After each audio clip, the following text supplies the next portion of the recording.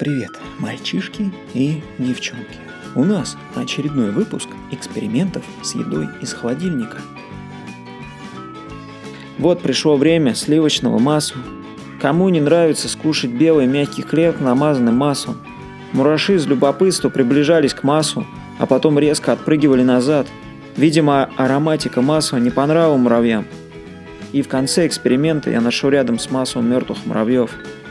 В сливочном масле содержится огромное количество витамина А, необходимого для поддержания зрения, функцию эндокринной системы, состояние волос и кожи. В то же время растительное масло, в его привычном виде жидком, которым только приправляют пищу, но не жарят на нем, конечно, является более здоровым продуктом, чем масло сливочное. В некоторых странах Индии, Монголии, государства Африки сливочное масло изготовляется не только из коровьего молока, но и из молока овец, коз, буйволиц, яков. Сливочное масло называют пищей для ума, так как жиры входят в состав клеток и необходимы для их обновления. Особенно много жироподобных соединений в нервных тканях и головном мозге. Самый популярный вид сливочного масла – крестьянское. Оно изготавливается из сливок 72,5% жирности. Специалисты считают, что в этом виде масла наиболее гармонично проявляется вкус сливок. Усвояемость масла составляет в среднем 97-98%. В мире за год потребляется свыше 5 миллионов тонн сливочного масла. Во всем мире топленое сливочное масло называется русским. Вологодское масло, имеющее тонкий аромат свежекипяченого молока и чуть заметный ореховый привкус, было впервые изготовлено русским сыроделом Верещагиным, стремившимся превзойти нормандское масло, победившее на Парижской выставке.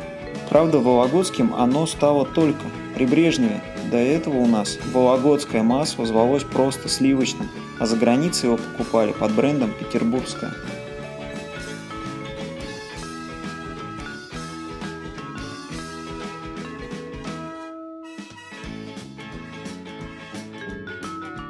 Свежий зеленый лук с грядки.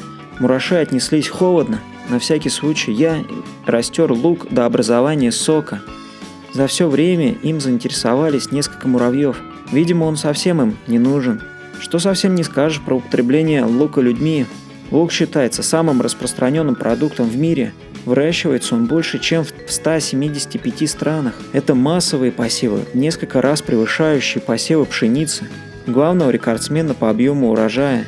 На сегодняшний день можно встретить около 900 видов лука. Они произрастают не только в огородах хозяек, но и в лесах, на лугах и степях. Из этого огромного количества видов только лишь 228 единиц считаются овощными культурами. Свое название репчатый лук получил из-за схожести по внешнему виду с репой. Диетологами установлено, что лук является по сути своей отличным сжигателем жира. На его основе разработана диета, в основу которой входит луковый суп.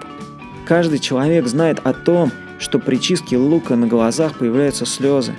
Слезоточивость напрямую связана с содержанием в луке особого вещества. Сыр. Явно плохой реакции не последовало. Мураши изучали его, даже немного погрызли кусочек, но без фанатизма, обрушивания кучи не было. Скорее всего, как и у людей, так и у муравьев есть любители каких-то продуктов. А вы знали, что организм человека легче усваивает белок из сыра, чем из молока? Самый популярный и известный сыр в мире – итальянский пармезан. Считается, что мыши и другие грызуны очень любят сыр, но это не так. Маленькие зверьки предпочитают продукты с менее выраженным запахом, например, зерно и фрукты.